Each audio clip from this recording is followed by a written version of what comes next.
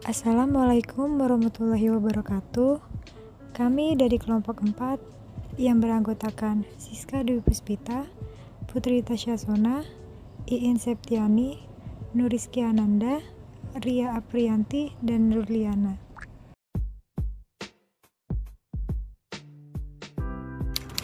Di sini kami akan membahas mengenai kekerasan seksual. Kekerasan seksual bagi sebagian besar masyarakat, hal ini sudah tidak asing lagi di telinga mereka. Kita dapat menemukan banyak sekali kasus-kasus kekerasan seksual yang terjadi belakangan ini, baik di internet, media cetak, maupun televisi. Kekerasan seksual ini dapat terjadi pada siapapun dan dimanapun. Mungkin saja orang terdekat kita maupun diri kita sendiri pernah mengalaminya, baik disadari maupun tidak disadari. Apa sih kekerasan seksual itu?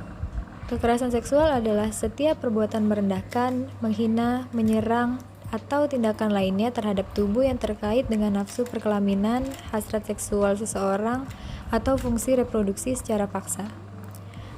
Nah, untuk lebih jelasnya, mari kita simak mengenai apa saja sih jenis-jenis kekerasan seksual itu.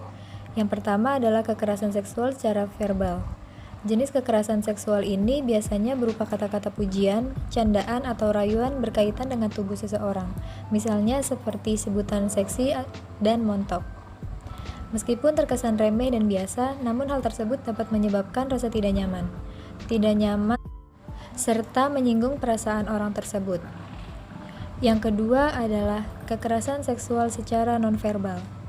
Kekerasan seksual ini tidak melibatkan lisan, melainkan lebih melibatkan kontak fisik. Contohnya seperti gerakan-gerakan yang bersifat seksual, mengedipkan mata, dan juga melirik. Yang ketiga adalah kekerasan seksual secara visual yang terjadi karena pelaku menampilkan hal-hal yang bersifat pornografi, baik berupa video, foto, maupun gambar. Kekerasan visual sering terjadi di media sosial seperti Twitter dan Instagram. Biasanya pelaku secara acak mengirimkan video asusila kepada korban melalui pesan langsung. Selanjutnya adalah kekerasan seksual secara fisik. Kekerasan seksual ini melibatkan serangan fisik secara paksa yang menyebabkan korban tidak berdaya sehingga kesulitan untuk melawan. Misalnya seperti pencabulan, penganiayaan, dan pemerkosaan. Dan yang terakhir adalah kekerasan seksual secara psikologis, yaitu merupakan segala bentuk permintaan bantuan seksual yang tidak diinginkan, memaksa, dan bahkan berulang yang memengaruhi pemikiran seseorang sehingga orang tersebut merasa ketakutan, kehilangan rasa percaya diri, dan kehilangan kemampuan untuk bertindak.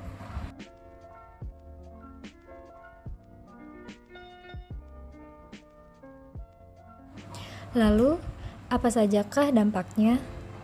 Bagi yang melihat, orang tersebut biasanya akan merasa ketakutan, tidak nyaman, dan bahkan trauma.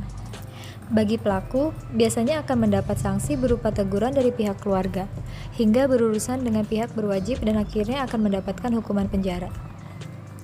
Ketika melihat kekerasan seksual, apa sajakah yang bisa kita lakukan? Ada 5 cara melindungi orang dari kekerasan seksual. Yang pertama, ditegur. Ketika melihat pelecehan seksual, kita bisa menegur pelaku saat itu juga. Ini memang metode yang paling efektif tetapi juga paling beresiko. Perlu keberanian yang lebih dan pemikiran yang matang. Pastikan situasi kita dalam keadaan aman dan tidak membahayakan korban, karena bisa saja pelaku berbalik menyerang kita atau menyakiti korban. Yang kedua, dialihkan. Jika kita terlalu takut dan beresiko untuk menegur secara langsung, kita juga dapat mengalihkan korban maupun pelaku sehingga tidak pelecehan tersebut bisa terhenti. Hal ini dapat dilakukan dengan cara mendekati korban atau pelaku dengan hati-hati sehingga memberi jarak bagi korban dan pelaku. Selain itu, dapat juga mengajak bicara korban maupun pelaku dengan obrolan yang ringan dan santai, sehingga korban dapat merasa aman dan situasi dapat kembali kondusif. Ketiga, dilaporkan. Jika kita merasa situasinya tidak memungkinkan untuk dapat bertindak sendirian, kita bisa meminta bantuan kepada orang-orang sekitar atau pihak keamanan setempat agar dapat segera mengamankan si pelaku pelecehan seksual tersebut. Kemudian kita juga bisa meneruskan laporan tersebut ke pihak kepolisian agar pelaku dapat ditangkap dan dihukum sesuai dengan perbuatannya. Yang keempat, ditenangkan. Bagi korban yang baru saja mengalami tindak pelecehan seksual, hal tersebut tentu saja sangat membuat korban merasa ketakutan, tidak nyaman, tidak berharga, dan bahkan trauma. Kita dapat mencoba menenangkan korban dengan menemani, memberikan dukungan, dan menawarkan hal apa saja yang korban butuhkan. Yang kelima, direkam. Kita bisa mendokumentasikan aksi pelecehan itu secara diam-diam dan hati-hati agar tidak diketahui oleh pelaku.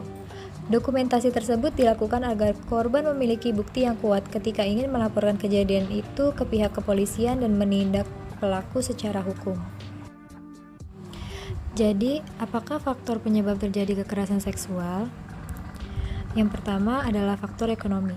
Masyarakat Indonesia yang sebagian besarnya termasuk ke dalam kelas ekonomi menengah ke bawah membuat pelaku memanfaatkan hal tersebut. Biasanya pelaku merayu dan memberikan iming-iming atau imbalan berupa sejumlah uang agar korban mau menerima ajakan pelaku untuk melakukan perbuatan yang tidak pantas.